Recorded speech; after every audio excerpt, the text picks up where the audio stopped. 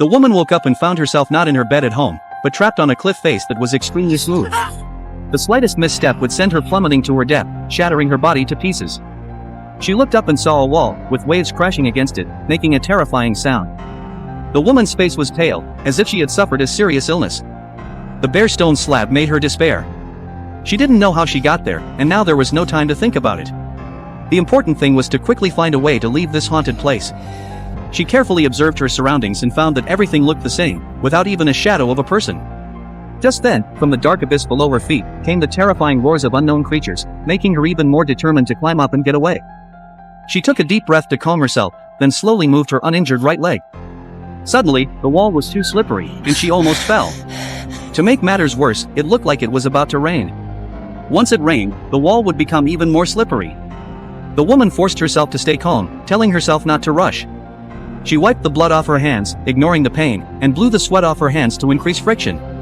She gently braced her feet against the wall, supporting her body as she inched her way up. Finally, she returned to her previous position. She looked at her injured hand and repeated the same movement as before, succeeding again. Suddenly, her expression froze. Traces appeared on the opposite wall. Without time to think, she pressed her hands against the wall again and slowly moved her body. But this time, she wasn't so lucky and slid down a bit.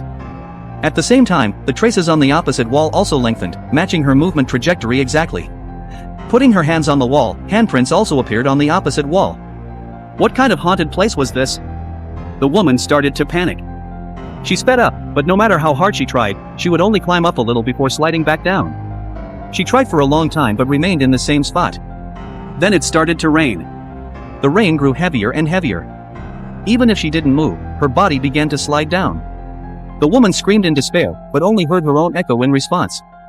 She suddenly remembered she had a necklace around her neck, so she wrapped it around her hand to increase friction, hoping to wait until the rain stopped. The scene changed. Who knows how much time had passed? The heavy rain was still falling. The woman had disappeared.